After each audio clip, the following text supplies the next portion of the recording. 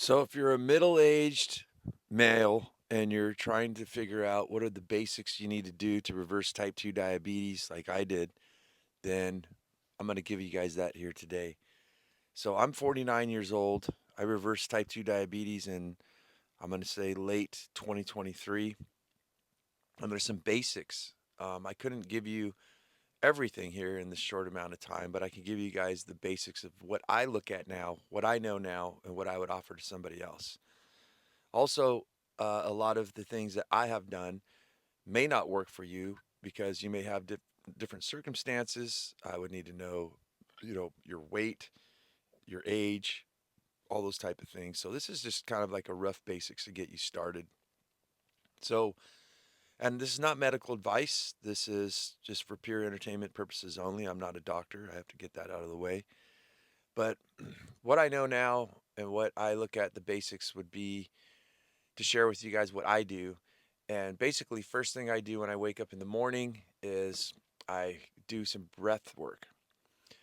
This is only going to take you probably about under 10 to 15 minutes to do. This is the Wim Hof 30 breaths, 3 reps. And the reason why I do this first thing in the morning is this kind of wakens me up, gets me oxygen flowing in my body. And you need oxygen to function normally, right? To function at tip top. You want to get oxygen in that blood. So this wakes you up and kind of resets you in many, many ways. It's pretty amazing. And that's why I do it. And it's basically a 30 rep, like I said, like 30 breaths in and out, where you breathe from your stomach very deeply. And then you hold for about a minute when you breathe out. And then once you breathe in, you hold that for 15 minutes and you do that 3 times. So this is like a cup of coffee in the morning. Um, the second thing I do is eye exercises. So if you are type 2 diabetic or even pre diabetic, excuse me, you probably have noticed that your vision's getting a little blurry. Well, even if you're not type 2 diabetic, I think as we age, the strain on our eyes, we don't utilize the muscles that we have. Everything starts to atrophy, with gravity and old age. But type 2 diabetes, having poor blood circulation, having too much sugar in your body is going to rot your all the organs in your body, basically, including your eyeballs. So your eyeball is, a round sphere, and it's got about 4 muscles that go around it. And from what I've come to understand, like, wearing glasses actually takes the strain off your eyes and helps you see better, but you're not utilizing your muscles in your eyes. So think of your muscles just like your biceps, right, or your chest. You're never doing any push-ups. It's going to atrophy. And in order to keep that going, to keep them strengthened, you've got to do a series of eye exercises. Now, does this actually work? I'm skeptical, but I've seen a lot of other people do it, and they say that it does work. So there's all kinds of different types out there. I'm about 5 months in, and I think after about 5 months of doing these eye exercises every day, I kind of see a little bit of a difference, but we don't know yet. We're going to have to tell. But I could definitely feel the strain in my eyes when I do it. My eyes feel actually sore, just like I did, you know, 100 push ups for the day. But that's going to strengthen up those muscles. And also, if you're dumping the sugar out of your body, if you quit sugars, you're going to start noticing some differences in throughout your body. Hopefully, your eyesight as well. But everybody's bodies are different. So those are my two things I do very first thing in the morning. Now, I'm a roofing contractor by trade, so I get a lot of exercise, but not all the time, right? So if I have a day of high intensity labor that I know I'm going to do, I won't do a morning walk, right? I'm going to save myself for the time when I do go to work, so I know I'm going to spend that energy anyways. But if you really wanted to go tighten like I've done, when I first started out, I would do the walk anyways, right? It's not going to kill you, it's not going to hurt you. But if you have a high intensity labor job, you don't have to do it. I just chose to do it because I'm a fucking savage, and that's what worked for me. So usually a 30-minute walk, and I've got a treadmill. I didn't have a treadmill before. I would just stand in one place in my house because I'm a single dad with a kid, right? If it was raining or something, usually I would do laps around my backyard, around trace the fence, and I would do that for 30 minutes.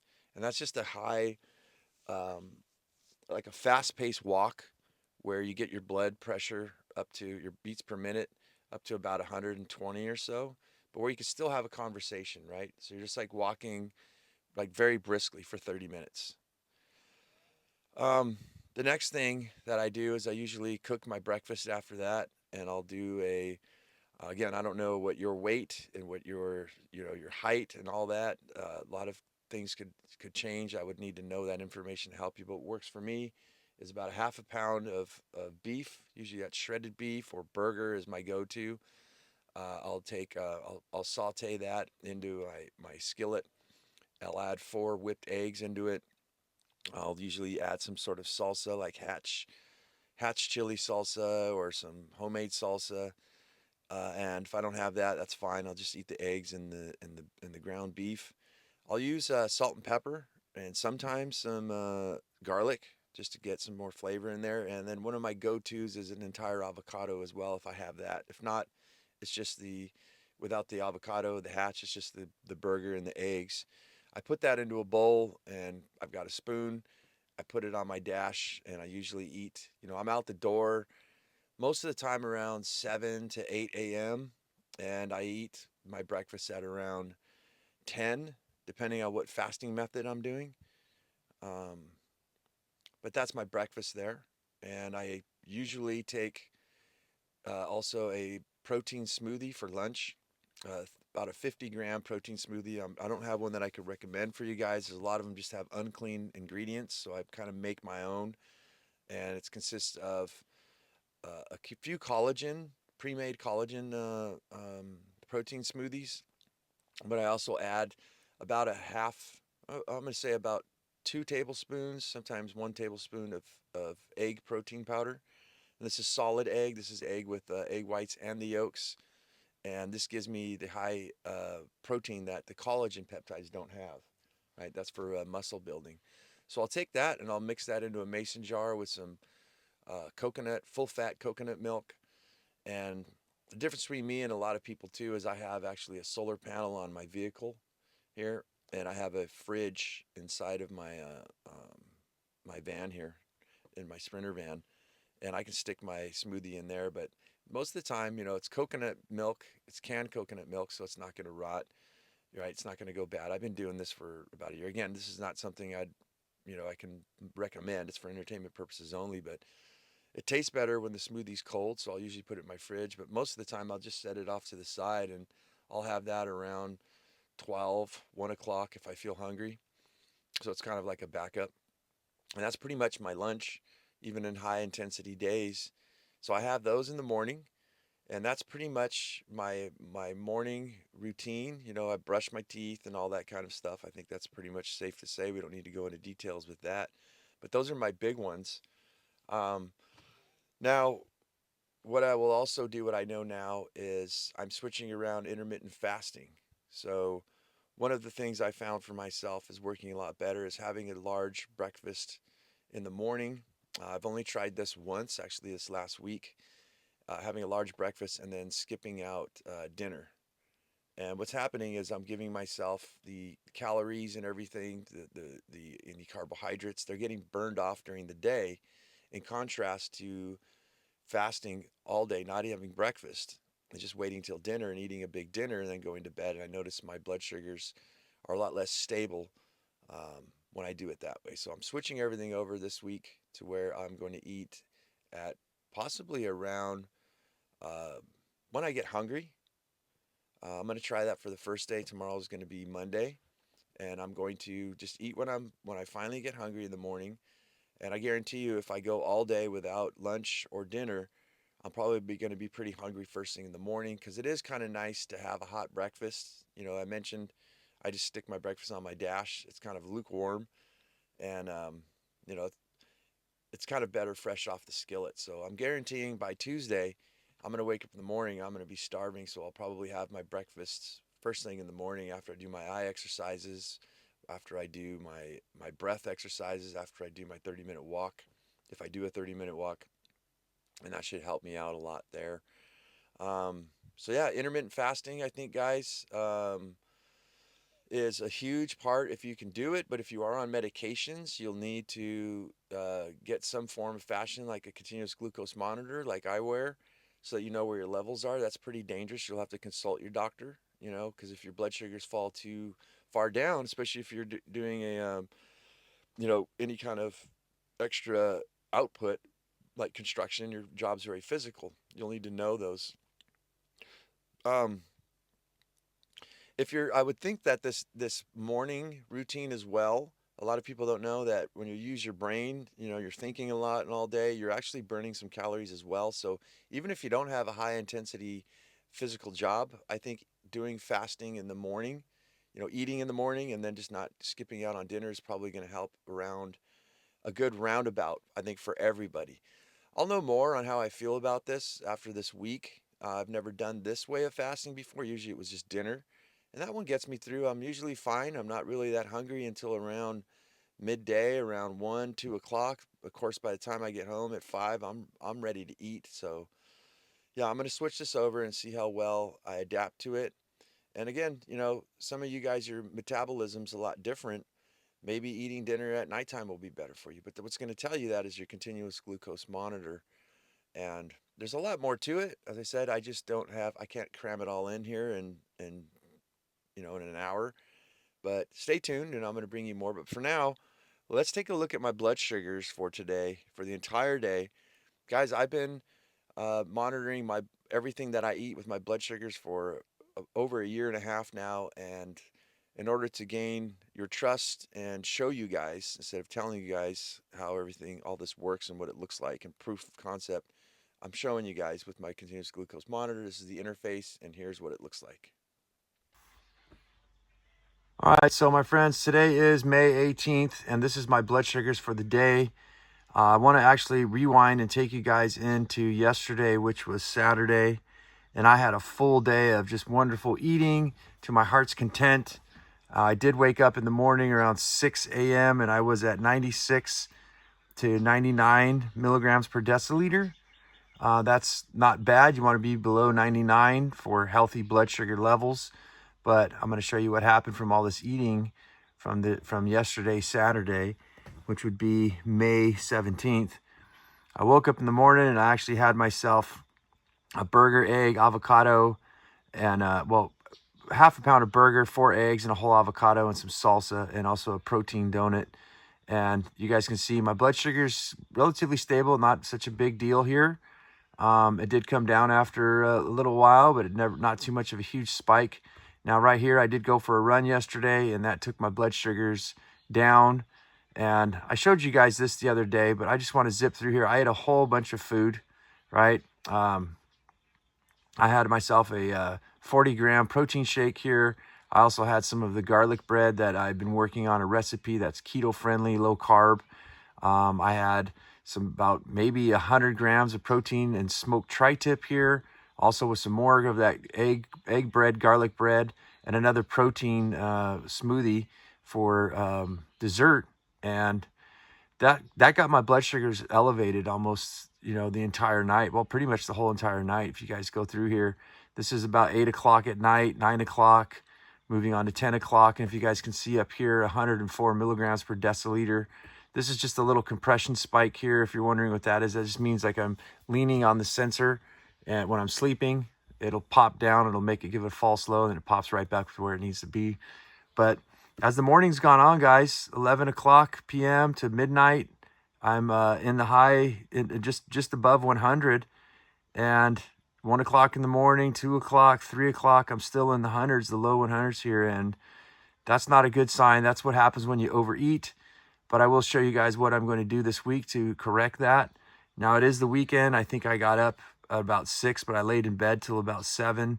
So I'm going to say my blood sugars waking up was 114 milligrams per deciliter. And that's definitely the zone for type 2 diabetes as far as being pre-diabetic. Anything above 99 to, depending on who you're listening to 120 to 125 milligrams per deciliter all the time is a sign that you're turning into a pre-diabetic. So yeah, at 7 a.m. and all day, my blood sugars have stayed pretty high.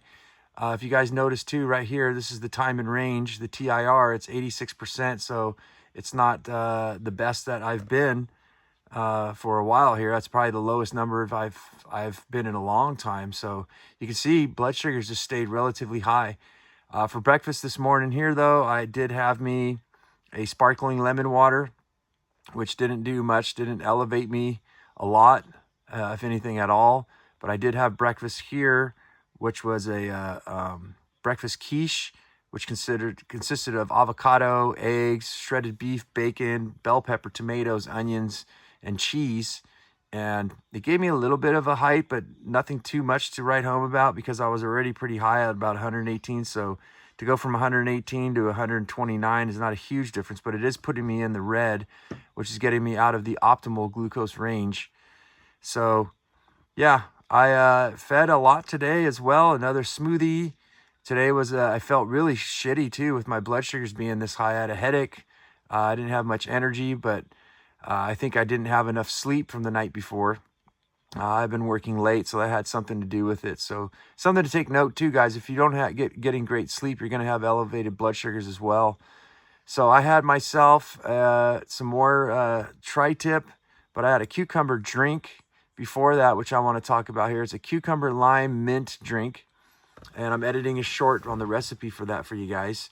And I used a new product I haven't used before, and I really want to specify this.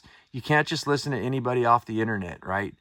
This is stevia glycinate, and I noticed a few people in the keto realm are saying that this is a good sweetener to use, and I used it to get some spice, some sweetness in my sugar. It's stevia, so it's a natural sugar, right? Natural sweetener, and it doesn't have any calories or anything, but it still gave me a little bit of a spike here. So I wanted you guys to see that, to know that you can't just trust any old sweetener just because somebody says it's keto. You need to try it out for yourself. So again, guys, I had, probably a good, I'm going to say 80 grams of protein here for the smoked tri-tip. I had leftovers. And as you guys can see, my blood sugar is dwindling back down. As of right now, it's 8:15 p.m. and May 18th when I'm recording this here. And we're at 108 milligrams. We'll see what my blood sugars are going to do all night. But I'm going to rewind you guys back to a day when I did a 24-hour fast. And this is how I have full control of my blood sugar. So this is Friday. This would be May 16th. I woke up at 95 milligrams per deciliter, way better. But you guys can see, if you do follow me, all these videos, you notice that my blood sugars in the mornings have been hitting into the red. But by doing intermittent fasting for a couple days, it's getting lower and lower. And this is what it looks like. This is what it looks like here. I didn't have any breakfast or anything. You guys can literally see my blood sugars going down, down, down throughout the day until I reached dinner time. So at about 87 milligrams per deciliter, and that's the pump and dump. That's what happens. So I've got high blood sugars now, or higher than where I want them to be.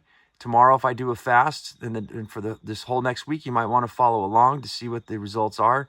You're going to see those numbers declining every week, every day of the week, as I keep doing the intermittent fasting. And that's how I can pump and dump all that excess sugar I had in my body.